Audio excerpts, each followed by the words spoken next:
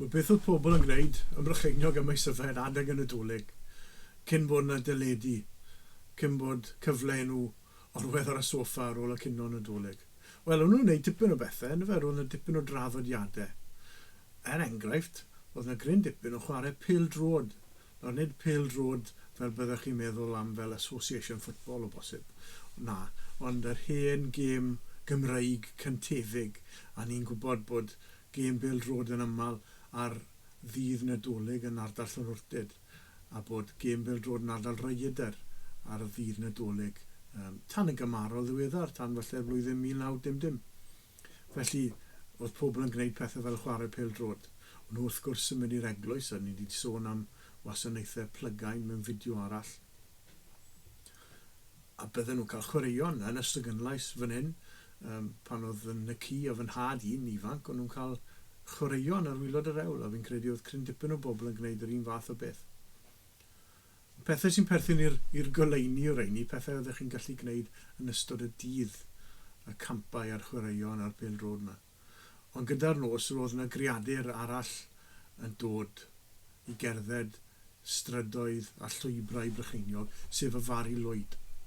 Nawr, mae'n bosib eich bod chi'n meddwl am y Fari Lwyd fel creadur sydd yn byw yn y de, ac wrth gwrs mae hynny wir. Yn ni'n meddwl am y Fari Lwyd fel rhywbeth sydd i'w gweld y Morganog ac yn Went. Ond hefyd, yn Sir Brycheiniog ac yn Sir Faesyfed. Os ydych chi'n gwybod beth yw Mari Lwyd, fel fe fydd yna luniau wedi ymddangos fan hyn cyn bo hir, ond rhyw fath o greadur yw'r Fari gyda ffen ceffyl, a rhywun o dan y pen ceffyl gyda chynfasen. Fe fyddyd yn mynd o ddrws i ddrws ac yn canu, fe fydde parti o bobl gyda nhw yn canu wrth nhw fynd.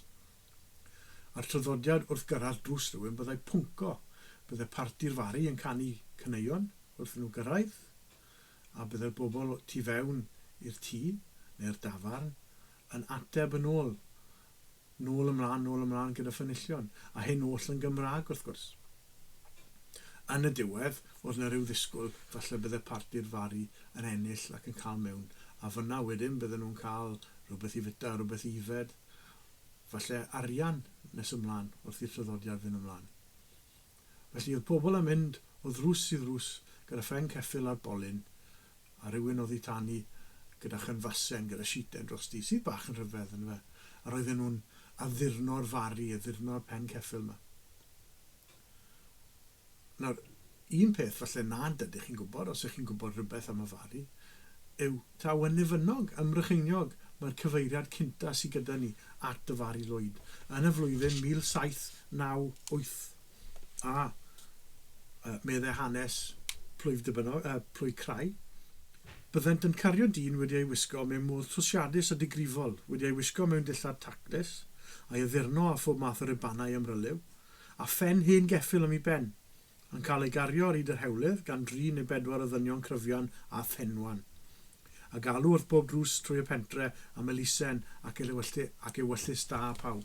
Felly dyna beth oedd yn digwydd yn Defynnog ym 1798. Does dim sôn fan am gynfasen, tybed aw ran arall o traddodiad yw hwn, dwi ddim yn gwybod, neu tybed ai dyna'r peth oedd yn digwydd cyn bod cynfasen yn mynd yn beth cyffredin, achos dyma'r cyfeiriad cyntaf sydd gyda ni at y Fari Lwyd. Ond hefyd, a falle byddech chi'n synnu, mae cyfeiriadau at Fari Lwyd gyda ni yn Sir Faesyfed. Ac o bawb oedd Francis Kilvert, y diarydd, y dyddiadirwr, wedi dod ar hyd i'r Fari. Meddai fe fan hyn. It was between the Christmases, and at 8 o'clock I was sitting with some other people around the fire when we heard tramping outside and a loud knocking on the door, which was locked. There was the sound of a flute a moment later, and a man began singing. Then, a few minutes later, another man, inside the room, went to the door and sang what was apparently an answer to the song. Then the door was thrown open, and in walked about a dozen people, headed by a most extraordinary apparition, an animal covered by a flowing sheet, and surmounted by a horse's skull, to which a bridle was attached. This apparition, I saw a moment later, was really a man covered with a sheet. His head was bowed down, and a skull had been fastened to it. The people sang, collected some money, and then went off. Wel na fe, mae hwn falle yn ardal Cleirwy, yn hanner cynta bedwaredd ganrif ar 15. Felly dyna chi. A mae yna gyfeiriad arall yn Sir Foesyfed hefyd, yn ardal Glasgow. Yn mynd nôl i 1860. Byddai ddim yn darllen hwnna i chi, ond cysylltwch os oes diddordeb gyda chi. Ond dyna ni, y Fari Lwyd. Oedd pobl yn cerdded o gwmpas ac yn pwnco, yn canu, a chi'n sylwi fyna, doedd yr Geraint Kilvert ddim yn deall y caneuon yma.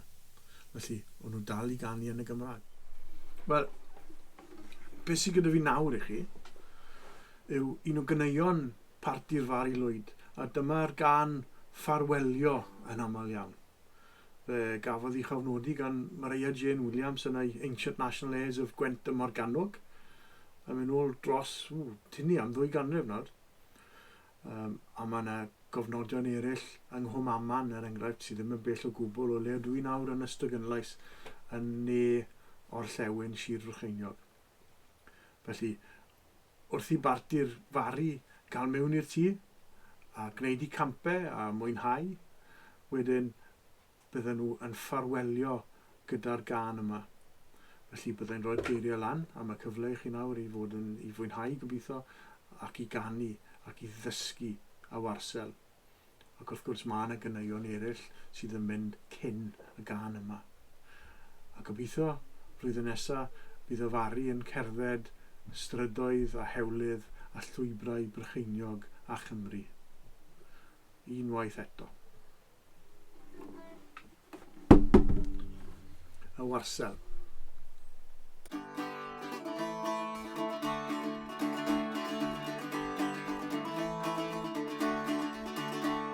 O dyma enw'r ddynwen sydd yn codi gyda'r seren.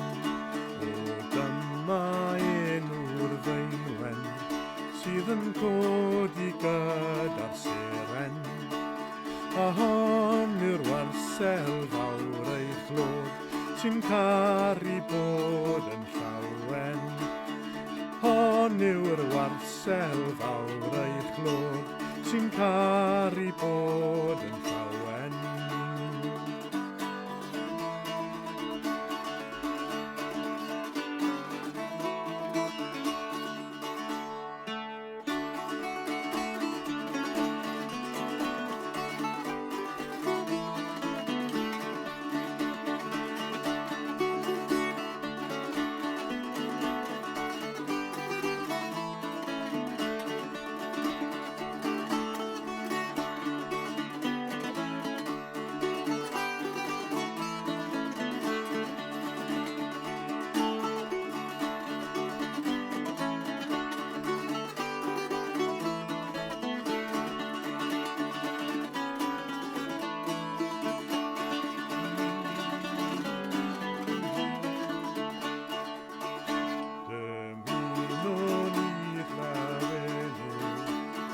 Gynnal blwyddyn newydd, dymunwn i chlywed, i gynnal blwyddyn newydd. Tra paro'r cwr yn dincian glwch, well y boch i deunydd. Tra paro'r cwr yn dincian glwch, well y boch i deunydd.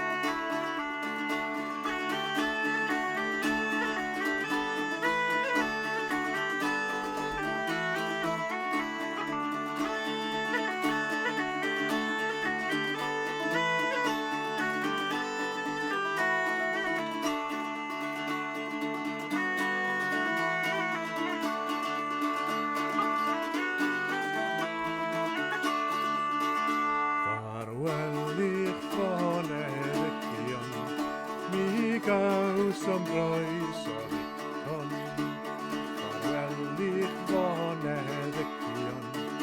Mi gaws am groes o'r icon, bendith rhyw fo ar eich tai, a phob rhyw rai o ffynon. Bendith rhyw fo ar eich tai, a phob rhyw rai